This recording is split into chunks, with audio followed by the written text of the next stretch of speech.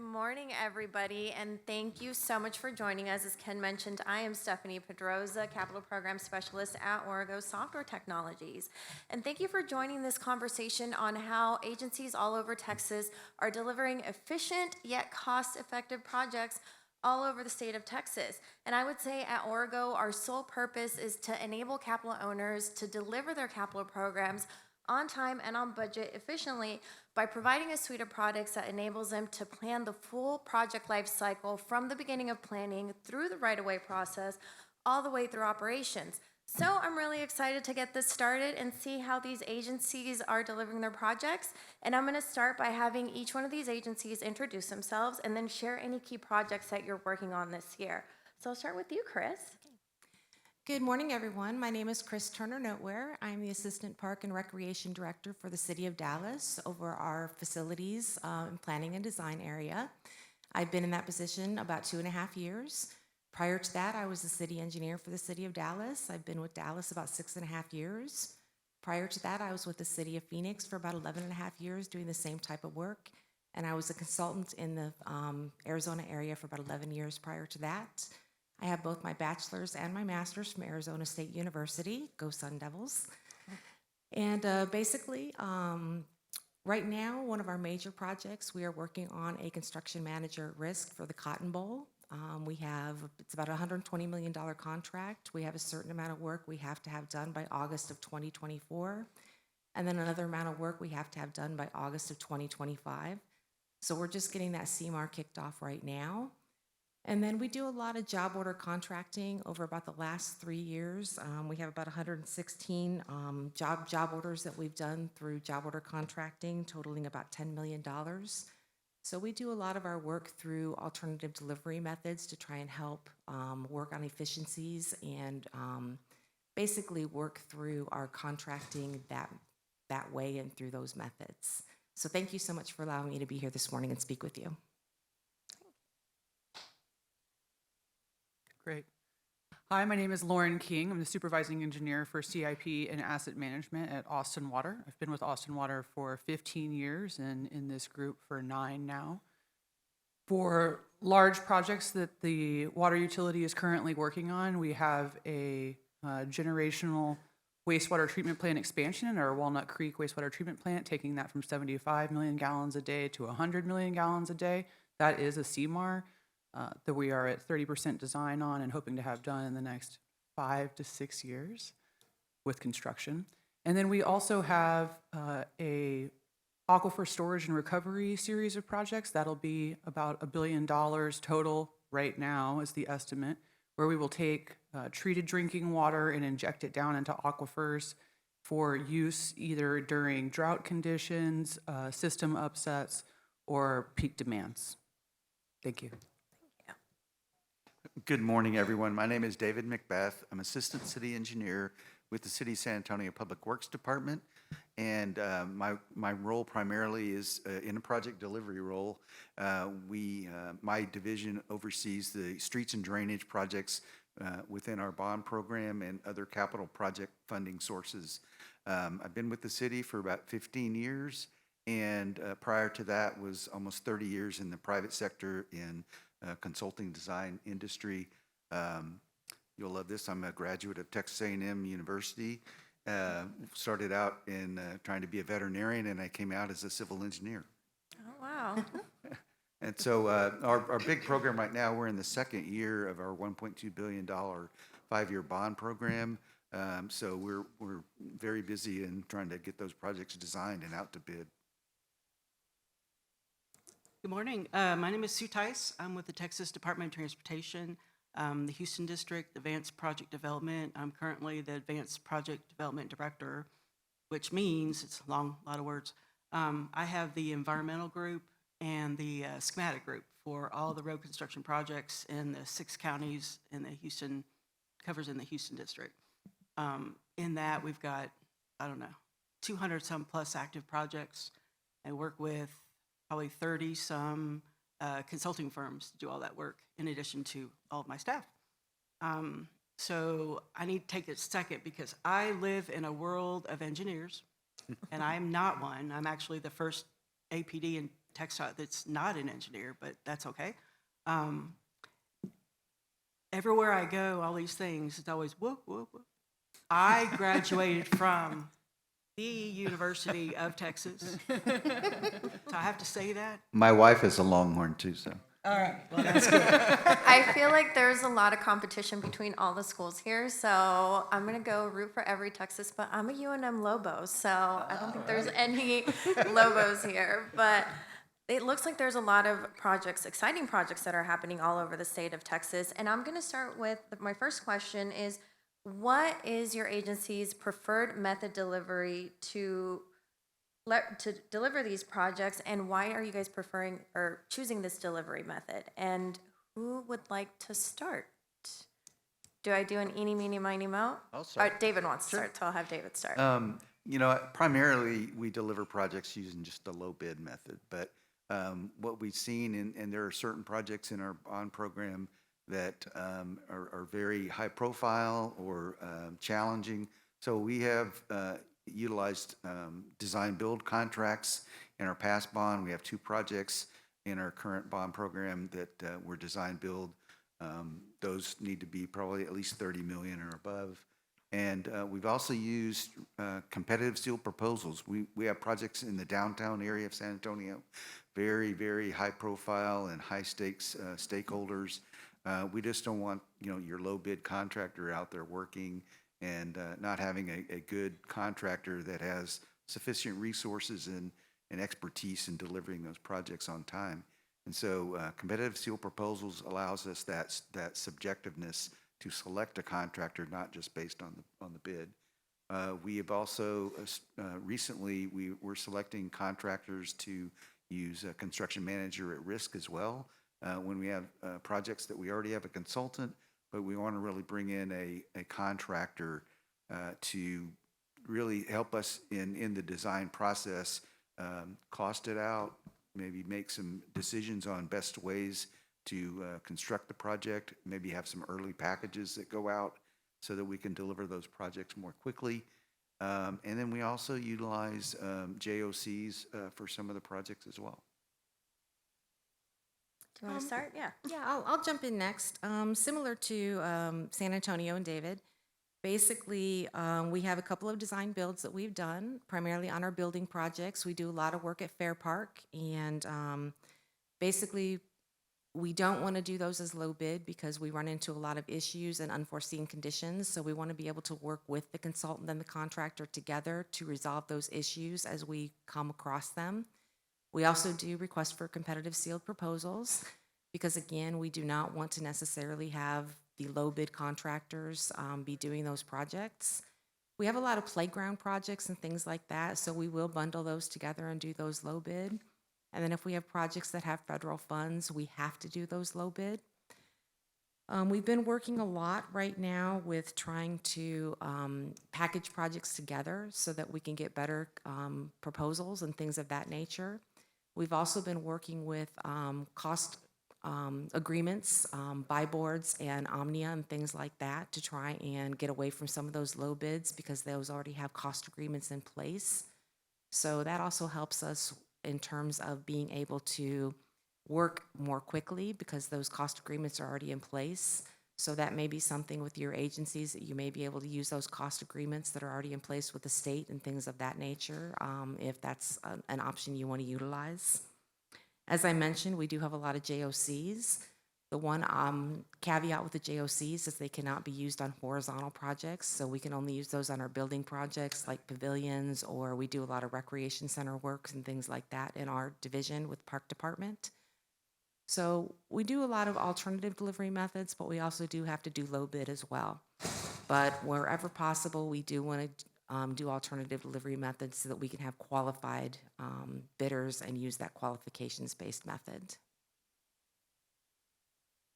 So at TxDOT, like I said, I'm in the early side of project development. As far as the construction part, primarily, I don't know what the percentage is. I'm sure someone in this room could probably tell me. Most of the projects are design bid build projects, low bid, obviously. We do have some design build projects. Those are the big mega projects There's a few of those across the state. But for the lot and load of it, they're design build bid projects. Now, on the project development side, to hire our consultants to help with, designing right-of-way utilities, environmental, all of that, there's a very detailed procurement process that you go through the department to get staff to help do that. So that's TxDOT. Great. Most of our projects are design bid build, low bid. We have a few large CMARs that we use particularly when we need help packaging and or coordinating multiple contractors that may not have the bonding capacity to complete the project on their own.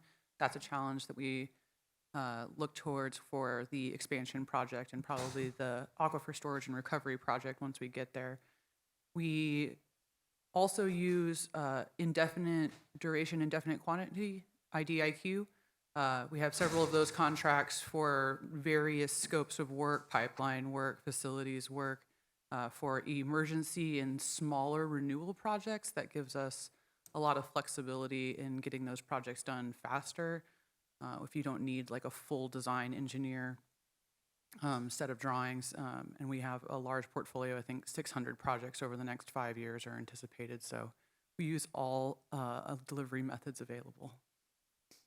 Right, so going back to delivering projects on schedule. So Chris, you mentioned that you have to complete the Rose Bowl by August of 2024. How are you going to manage that? How is your agency managing to do that and roll that out by August of 2024? Yeah, it's actually the Cotton Bowl, but Cotton Bowl, yes. but yeah, I'd love it to be the Rose Bowl instead. But Wrong bowl, sorry. that's okay. Basically, we have been working closely with Fair Park. Fair Park actually hired a design consultant that we have actually taken under our wing. So we have assumed that contract from them. So we had hired the CMAR to begin with. So we are working with the CMAR. We have now hired the architect to work with the contractor. And we also have our construction materials testing team. So we have all the team on board right now. And we are actually already at about 60% design for that first phase. We actually, just in the last month, have approved the first GMP for that. And they are all working together to make that work. That's one advantage of a CMAR, is that it puts together the team of the design consultant, the contractor, and everyone together so that they're all working cooperatively as a team. It is going to be a challenge. It takes a very strong team. It takes a very strong project manager on the consultant side. It takes a very strong project manager on the agency side. So we are working to make sure that we have all those components in place, and we're having weekly meetings to keep everybody on task. It is a very large charge for us. It's the largest project the Park Department has ever undertaken. And it is one of the most urgent, because obviously if we do not get these improvements in place, the Cotton Bowl could choose to move somewhere else. So it's urgent for us to get this work done. It's cooperation, it's coordination, it's mainly communication. Communication is the key. And in most projects, not just the Cotton Bowl, it's all about communication and making sure that everybody is talking. So that's the main point of having weekly meetings. We also have the Office of Arts and Culture involved because we have artwork involved. So it's keeping all of the key players involved throughout the process and ensuring that everybody's involved in every step of the project. Yeah, and I think that's key. It's making sure that all of your constituents all have visibility of what's happening in such a large project like that, so that everybody knows what's happening and being able to deliver those projects on time. And now, I don't know if any of the other agencies want to share how you're delivering projects on time and on budget. I know you have a couple of projects with water. You have 600 projects that you're trying to roll out within the next 5 years. How are you prioritizing which projects are going to get rolled out within the next 5 years?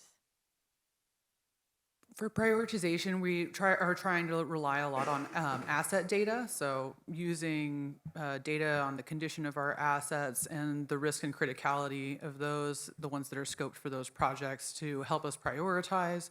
Using, we want to do the projects where there's the most severe need first.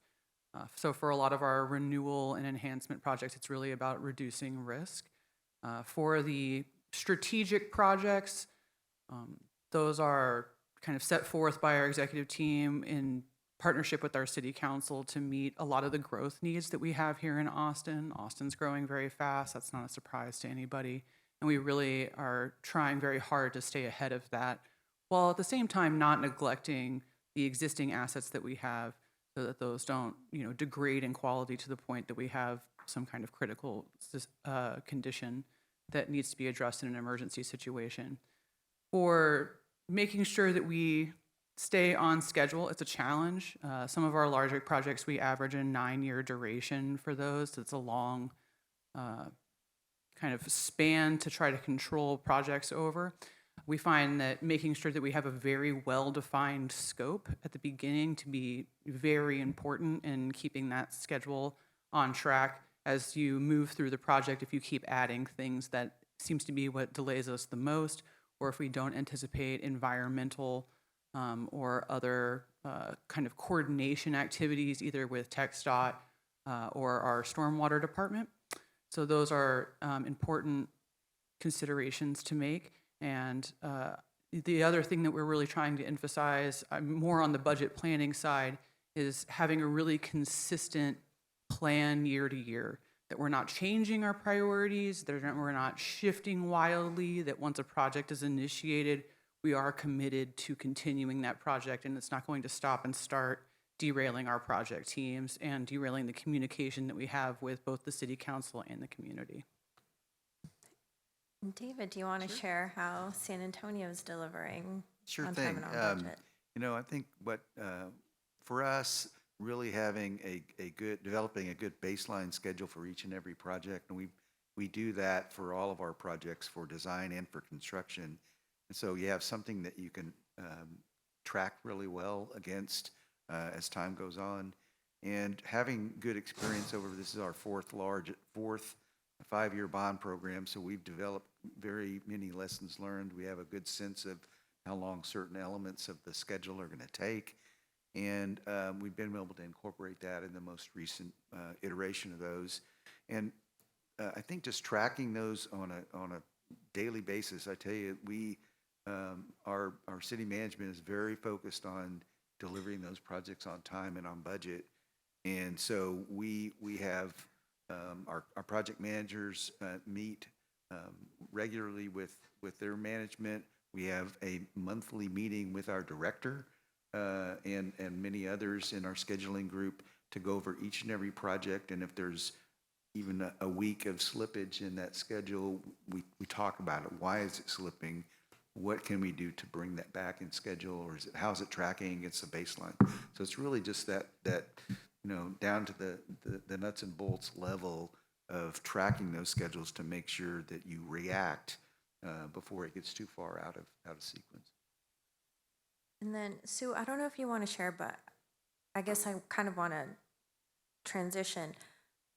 You can deliver all these projects, you have a plan, but unforeseen circumstances are going to happen. There's funding issues. We might get another snowstorm that's going to derail projects. Things can happen. So how are we dealing with risk when delivering these projects to make sure, and then also with risk, you need to reprioritize. So how are we doing that? Definitely, risk is a big issue, especially, in any business. In the TxDOT world, we live and die by our letting date schedule, as I'm sure you probably all are pretty familiar with that work in the road business. Missing a letting date is really bad. We can't do that. So I don't ever want to be your project is late because. So what it takes is a lot of good planning, upfront planning, and a whole lot of communication. I've learned throughout my career that every problem starts from some poor communication that happened, or lack of communication. So communication and planning is key. When you're developing these projects, a lot of them are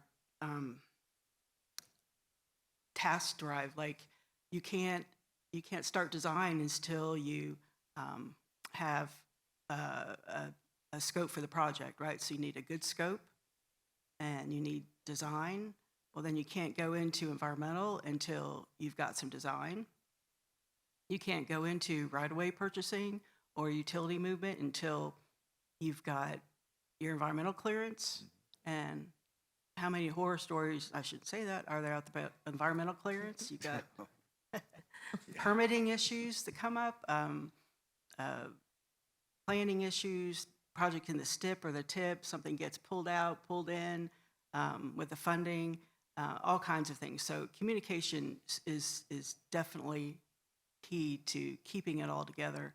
What we're trying to do, I think throughout the department as a whole, are having these very large program calls where we bring all the players into a room together and we talk through the list of projects. So, I mean, we're talking day-long meetings. We sit there like all day this day, and then every month we get together again. So we've got a series of meetings for our design group, a series for consultant contracts, a series for the area offices. And we go through each project and we go through each milestone. Where are you on environmental? Where are you on utilities? Have you started mapping? Have you sent out letters for this? Where's your public engagement? All those things. So it's really important to stay on top of all those details and then have all those departments talking to each other. Because how many of y'all have people that want to work from home? They don't talk to anybody. This younger generation thinks they can do everything at home right here, right? So that is a constant challenge. So bringing everybody together to talk is probably the key to keeping things on schedule, on track, on budget. Great. Would you like to chime in? Oh, I'm Yeah. Oh, I don't know if you wanted to chime in to how you're dealing with unforeseen challenges. Oh, as well. unforeseen challenges. Yeah, I mean, experience tells us that we've kind of planned all that out in our schedule, but things happen, we know, and so we especially during construction of these projects, I'll give an example of our downtown projects in San Antonio with 300-year-old city. There's a lot of unknown utilities below the ground that we find, and then no one claims it. No one knows what it is. There's a lot of archaeology in downtown San Antonio. There's old cemeteries and things like that. So we try to do enough due diligence during the design process with potholing, with exploration prior. You don't want to encounter those during construction, right? So we try to do enough potholing and due diligence to identify all the utilities and anything that we can find. You're not going to find them all, but you don't want to be stopped during construction and have that dollar chinging along the entire time you're waiting to make a decision. And that's the next thing is we can't wait around to make decisions. We got to get the right people in the room, whether it's the utility or our contractor and the city forces to make a decision and really escalate that if it's not moving anywhere.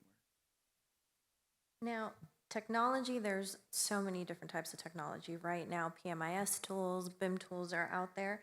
How has that played a role in your agency to help you deliver these projects? And start with you, Chris. I'll be very honest with the park department.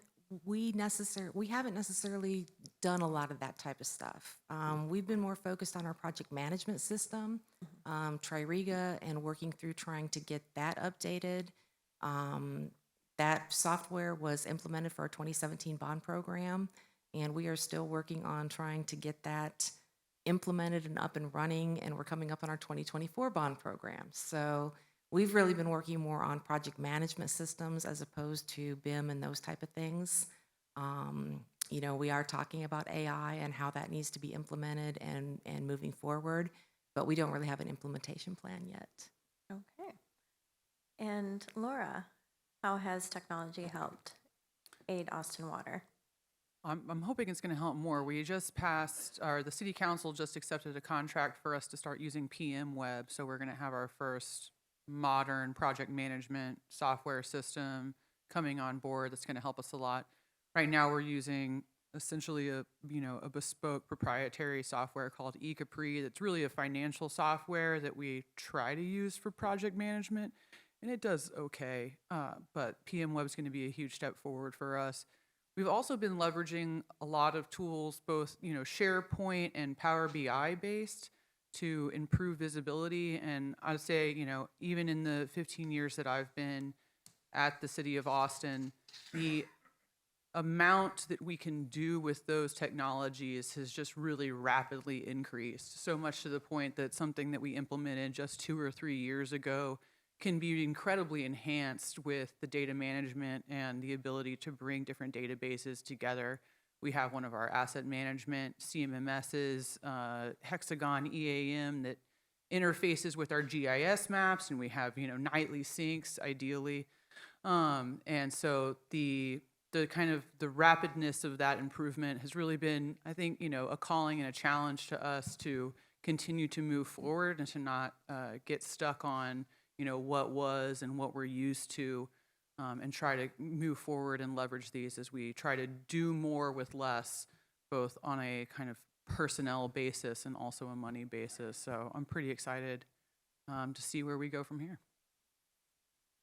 And then, David, how has technology aided in San Antonio? Okay. A few years back in one of our past bond programs, we started using we had a customized version of Unifier, Oracle Unifier, created for our city, and we call it PrimeLink, but that's where all our plans are stored and submitted. That's where all our invoicing is done. So it's just the hub of all our communications, RFIs, everything during the design and construction process goes through PrimeLink. And so that's been a very good tool to manage the information that we store and distribute throughout the project. One other thing I was going to mention too that we've been piloting recently on one of our high-profile projects is we've started a pilot where we're putting some QR codes out on the street, little stickers on the sidewalk or on project signs, and it's actually kind of an interactive kind of a chat bot that folks can use the QR code, and it'll take questions from you, direct you to businesses in the area, or answer questions about the project itself, or refer you back to our project site that has information about the project. And they're going to be experimenting, trying to use maybe a little AI in that interactiveness. So that's something that we're trying to really use from a communication standpoint with our projects with the public, is really try to be as transparent as we can about what's going on with that project. And it also gives them an opportunity, if they're a business there, to if they're having difficulty and they need help from our economic development department, they can be referred to them as well. And Sue, how has technology helped on the planning aspect of your project delivery? So there's being a large agency and having all the different areas, there's many different softwares. There are many different softwares that are used, and databases galore throughout the department. The ones we use often are for traffic projections. There's modeling software for traffic projections, like you can do the existing and then your future counts. There's new software out there for 3D analysis, for safety analysis. You can put your schematic design into a program, and it can tell you if your curves are right, if your intersection's safe, if all those lovely little engineering details. There's another software program that does noise analysis. How many people have heard complaints about highway noise in their life? I've heard probably more than I ever want to hear. If I had $1 for everyone, I could retire now. So there's a program out there for projecting traffic noise. We use Microsoft Project for scheduling, especially on our really complex projects when you've got multiple tasks and like getting permits, and the steps to getting permits are needed, and things are task dependent. So I have to have this before I have that. So Microsoft Project is real helpful with that. I've not found a great software out there that really does the environmental process. We kind of make do with what we have, and then there's a liberal amount of note taking and that kind of stuff for project planning. So those are most of them. Oh, and the other one, well, I should leave this one out. Open roads. So the department is converting over to open roads, so it's 3D designing, and I don't know what the date is. It's supposed to be 100% converted over, but I know all the engineers are learning how to use or have learned how to use the open roads, and that helps a lot in the project delivery area.